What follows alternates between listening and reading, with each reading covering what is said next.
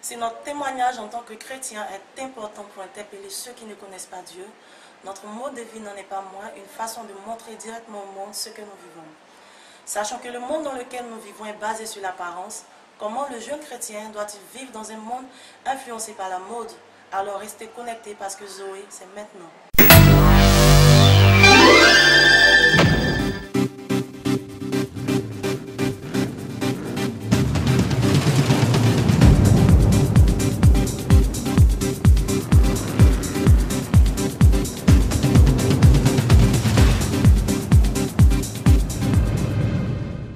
Alors, chers téléspectateurs, vous qui nous suivez de partout dans le monde, shalom chez vous et bienvenue sur le plateau de Zoé. Et nous sommes en compagnie du pasteur Marcelin Taï. Bienvenue, pasteur, sur notre plateau. Merci.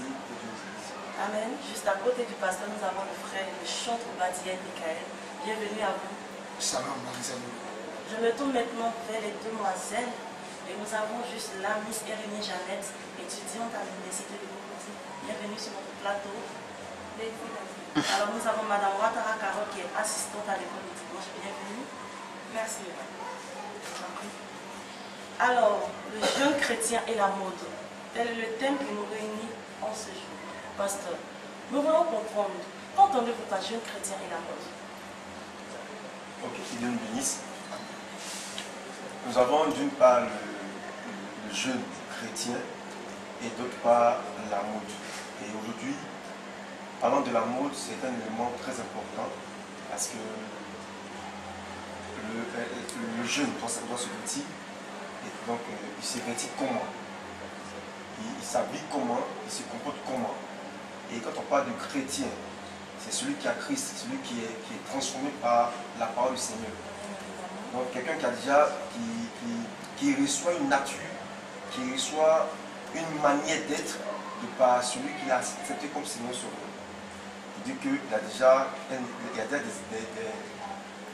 une manière de vivre qu'il adopte, qu'il reçoit de son Seigneur. Et la mode.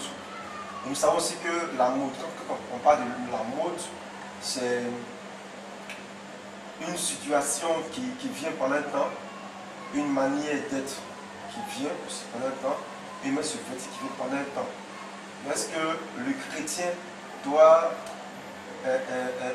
s'accommoder à la mode? Je suis convaincu que on va avancer, on va mieux comprendre ça. Mais ça va aller. Alors, merci, pasteur. Nous allons tourner vers le frère Badiel. Frère Badiel, selon vous, qui est le jeune chrétien? Selon moi, le jeune chrétien, c'est d'abord un jeune. Et ensuite, qui est chrétien, ça veut dire qui a confessé le Christ et qui est né de nouveau. C'est ça le jeune chrétien. Alors, la mode, votre point de vue, la mode. La mode, selon moi, c'est beaucoup plus qu'un concept. Et je peux le définir comme un phénomène sociétaire. C'est un phénomène, je vais dire, commun. Et c'est aussi une manière de fonctionner dans une période bien donnée et dans une civilisation bien donnée. Merci, chantre Badiel. Merci. Alors, nous nous tournons vers la sœur Jeannette pour qu'elle nous dise ce qu'elle pense du thème jeune chrétien et la mode. De nos jours, le développement de la mode musicale et vestimentaire suscite beaucoup de réflexions dans nos églises. Surtout que, par la définition même de la mode, on entend par la mode la manière de vivre, la manière de se comporter, aussi la manière de se vêtir conformément au goût, à une couleur bien définie. Pour moi, être chrétien, surtout pour quelqu'un qui a accepté le Seigneur Jésus, qui a renoncé à une ancienne nature, revenir en Jésus et puis venir s'adapter à ce phénomène de mode, pour moi, c'est comme s'il n'avait pas encore accepté Jésus. Alors, si nous sommes là au développement de la chose, allons jusqu'à l'émission, on va essayer de détailler un peu, faire comprendre la situation du jeune chrétien, de celui qui a accepté le Seigneur vis-à-vis de la mode. Alors, merci, chère Jeannette. Alors, sœur Carole, nous sommes à vous, nous savons que vous avez quelque chose d'intéressant à nous dire. Que pensez-vous du thème? Merci Eva. Pour répondre à cette question, je pense que nous devons définir les expressions qui se retrouvent dans ce thème. dans ce thème, il y a jeune chrétien et l'expression de la mode. Le jeune chrétien, pour moi, c'est quelqu'un qui a fait la rencontre du Seigneur Jésus-Christ et qui l'a accepté comme Seigneur et Sauveur personnel. Quant à la mode, c'est un style de vie, une manière de s'habiller, une manière de se comporter, une manière de penser qui existe dans un temps précis et disparaît. Je vous en prie. Alors, partons de ce fait. Pensez-vous que le jeune chrétien peut vivre une vie qui plaît à Dieu tout en suivant la mode? Moi, je pense que le Seigneur a dit dans sa parole qu'un homme, une personne ne peut pas suivre deux maîtres. Suivre Mammon et suivre Dieu. Il haïra l'un et aimera l'autre. Et pour un chrétien qui est né de nouveau, qui a fait la rencontre de son Seigneur Jésus, ne peut pas suivre Dieu et suivre la mode. Suivre le Seigneur Jésus, c'est marcher comme il a marché. C'est vivre comme il a vécu. Et c'est de vivre constamment selon ses principes et ses commandements. Quant à la mode, suivre la mode, c'est marcher aussi selon les principes de la mode et être sous le joug même de la mode. Donc, ce que j'aimerais dire sur ça, c'est que, étant chrétien, on ne peut pas suivre Jésus et suivre en même temps la mode. Donc, le chrétien ne veut pas vivre une bonne vie chrétienne tout en suivant la mode. Tout à fait. Alors, sœur Jeannette, et vous, qu'en est-il de votre avis? Pensez-vous que le jeune chrétien peut vivre une vie qui plaît à Dieu, rien qu'en suivant la mode? À la définition même de la mode, prenons par la manière même de vivre. La Bible nous dit qu'en tant que chrétien, nous devons marcher chaque jour selon la parole du Seigneur. Par notre manière de vivre, par notre manière de parler, nous devons marcher et tout en étant toujours en contact avec la parole de Dieu. Et par la manière aussi de se vêtir. La Bible nous dit dans 1 Thessaloniciens, verset 4, la Bible nous fait savoir que le chrétien doit se différencier de beaucoup de choses. Dans notre manière de nous habiller, nous devons nous habiller conformément à l'Écriture, conformément à la parole de Dieu. Si aujourd'hui, pour quelqu'un qui a accepté le Seigneur, qui marche selon l'Esprit de Dieu, en sortant de ta maison, normalement, tu dois demander à l'Esprit de Dieu, cet esprit, comment veux-tu que je m'habille aujourd'hui? Pour moi, le chrétien ne doit pas suivre la mode. Parce que la mode est quelque chose d'éphémère, la mode est passagère, ça va passer à tout moment. La mode avec nous aujourd'hui, telle chose. Ce que nos parents faisaient avant, ce n'est pas ce que nous faisons aujourd'hui. Donc la mode est passagère. Pour le chrétien, il doit être selon ce que la Bible dit. Alors, merci sœur Jeannette. Alors, chef frère Badiel, nous sommes à vous. Pensez-vous que le chrétien peut vivre une vie qui plaît à Dieu tout en suivant la mode? Avant de répondre à cette question, selon moi, il faut aller chercher d'abord le bien fondé de la mode. Alors, nous vous écoutons. Quand je me réfère à ma vie, je crois bien, Romains 12, verset 2, déclare en certains ne vous conformez au siècle présent, mais soyez renouvelés, soyez transformés par le renouvellement de l'intelligence. Le concept même de mode va au-delà du besoin utilitariste. C'est-à-dire que normalement, le vrai besoin vestimentaire, c'est de cacher la nudité et c'est de tenir chaud. Quand on rentre dans le concept de mode, on va au-delà du concept, je vais dire, de base. On rentre maintenant dans un autre besoin, celui qui est... Et la plupart du temps, la mode répond, la mode vestimentaire, justement, que ce soit la mode vestimentaire, que ce soit tout effet de mode, répond le plus souvent à une besoin d'affirmation. Voilà, c'est ce point-là que je voulais souligner. Et on ne peut pas en même temps faire la volonté de Dieu et répondre à un besoin personnel, qui est le besoin de soit affirmer sa personnalité, qui est soit le besoin d'affirmer son rang social, qui est soit le besoin, qui est quelqu'un besoin, mais qui est forcément un besoin identitaire. Donc, pour ma part, il est vraiment difficile de voir même peut-être impossible pour un chrétien d'à la fois faire la volonté de Dieu et suivre la mode. Merci frère Badiel. Je vous en prie. Alors, sœur Carole, nous sommes à vous. Est-ce que tu penses réellement que la mode a un aspect positif sur le jeune chrétien? Oui, la mode a un accès très négatif dans la vie d'un chrétien. Mais tout à l'heure, dans mon explication, j'ai défini la mode comme étant un style de vie, une manière de s'habiller, de se comporter, qui existe dans un temps précis et disparaît. Or, tout ce qui est inspiré de Dieu ne disparaît pas. Éternel. Alors, pour un chrétien qui suit la mode, cela est très dangereux pour sa vie. Et la mode a une influence très négative dans la vie de ce jeune chrétien. Du moment où le chrétien n'a pas les moyens et aime la mode, comment ce chrétien va se comporter face à ce besoin? Il est obligé d'aller faire du mal, d'aller voler. Oui, pour une chrétienne qui n'a pas les moyens et qui veut aussi être dans la tendance de la mode, qu'est-ce qu'elle va faire? Elle va commencer à se prostituer. Et il y en a d'autres, même filles, il y a d'autres filles qui font leur art pour avoir de l'argent, pour être dans la tendance de la mode, pour vivre, pour paraître. Par contre, il y a d'autres même qui vivent au-dessus de leurs moyens. Et ça, c'est pas normal. Donc la mode a un grand aspect très négatif dans la vie négative. C'est ce que je veux juste. Merci, Sœur Caro. Sœur Jeannette, as-tu quelque chose à ajouter?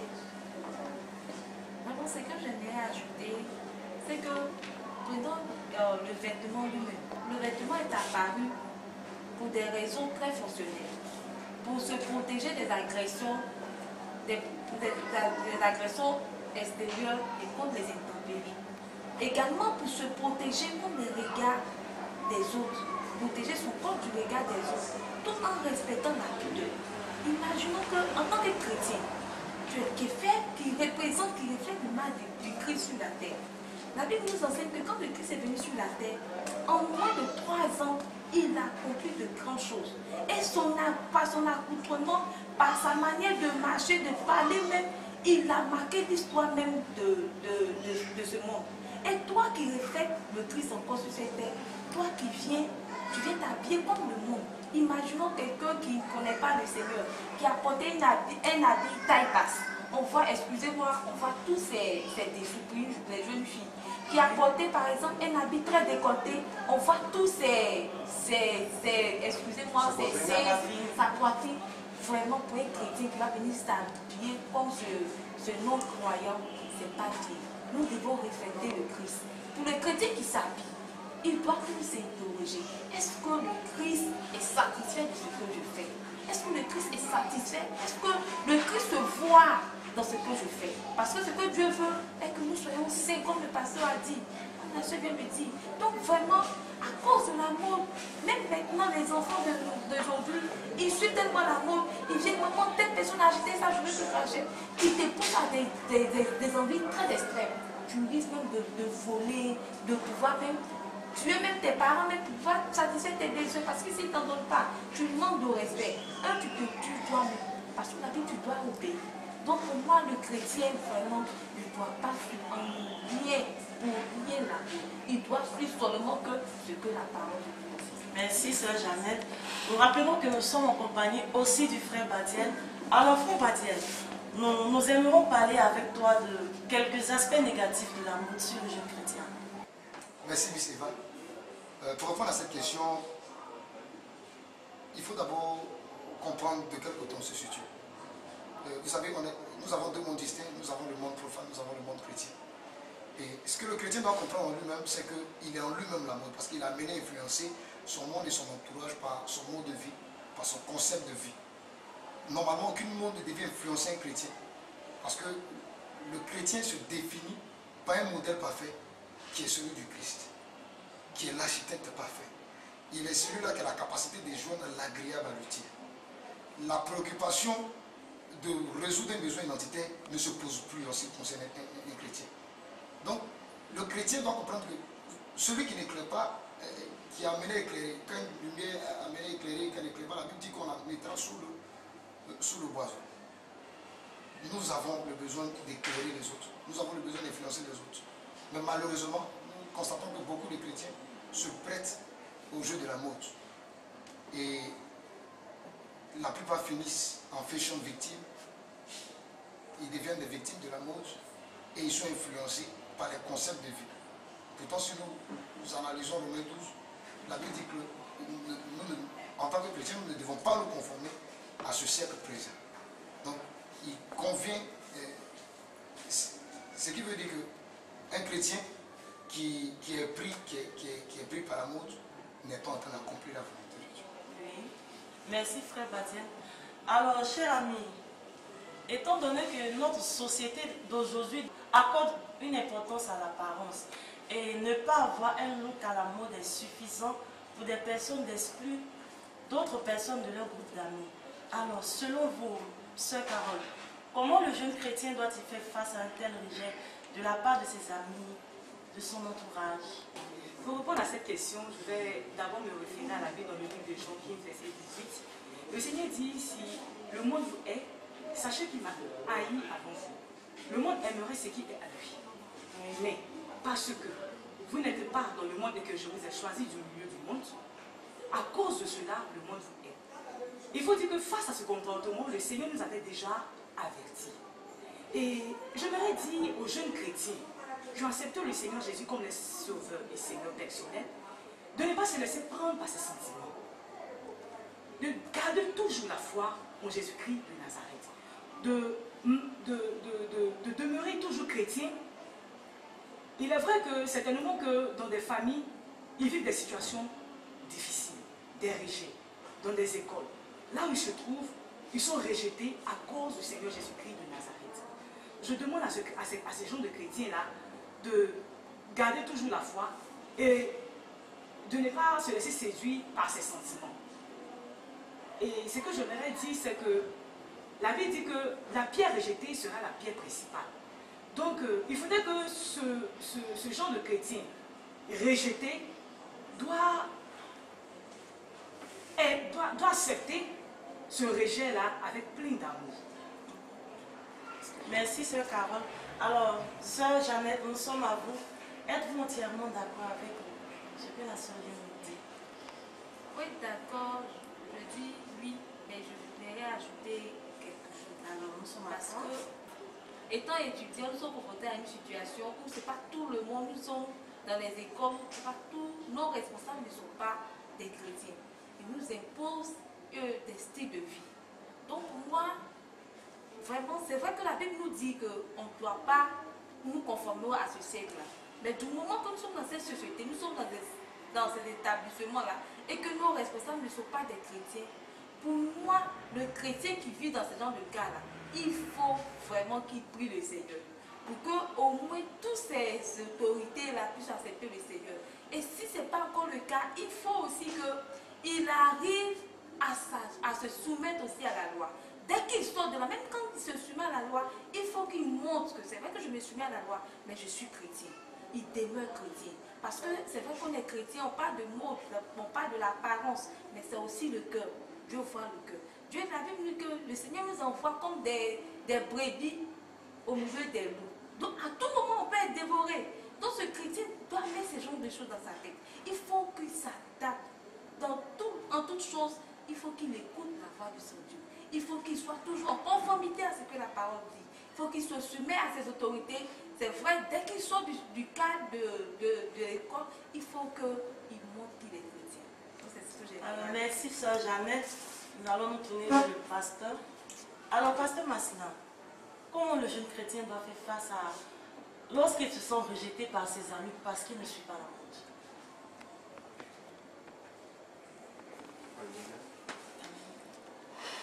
Vous dites jeune chrétien.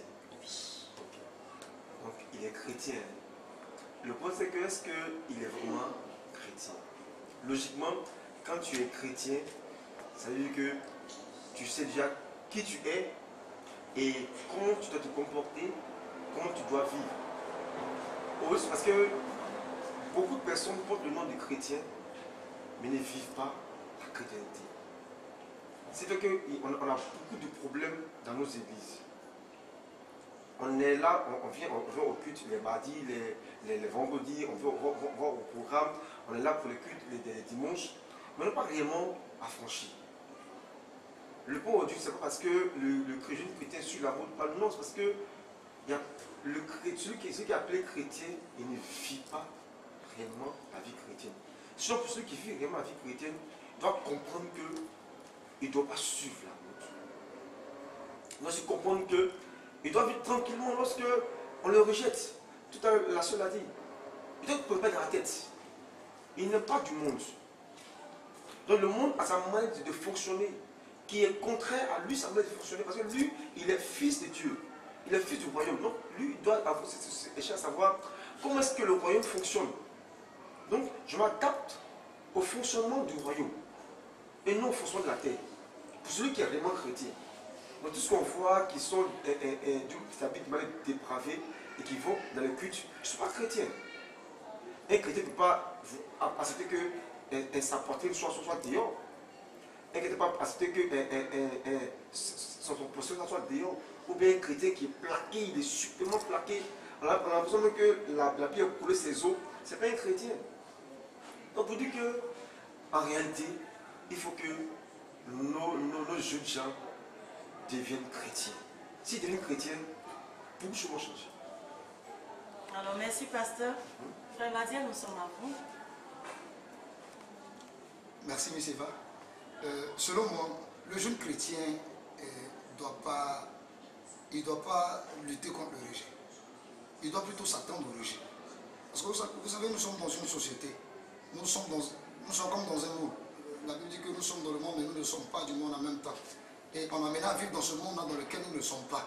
Ça fait deux paramètres distincts, mais en même temps, ça nous met vis-à-vis d'une confrontation. Ça veut dire que nous sommes dans une guerre perpétuelle. Donc le rejet, on doit s'attendre au rejet, on doit s'apprêter au rejet. Du moment où on veut communiquer un certain mouvement de vie. Alors, jeunes chrétiens et la mode, c'est tout pour aujourd'hui. Ce fut un plaisir pour nous, chers téléspectateurs, d'être à votre service, de vous faire comprendre comment le jeune chrétien doit vivre dans un monde influencé par la mode. Merci à vous de nous avoir suivis. Et nous vous rappelons que nous étions en compagnie de la sœur Carole Ouattara, de la sœur Jeannette, du pasteur Marcelin et du frère Badiel. Merci à vous pour votre disponibilité. Merci d'avoir répondu, de nous avoir éclairé sur le thème qui était jeune chrétien et la mode. Merci et que le Seigneur vous bénisse en avance.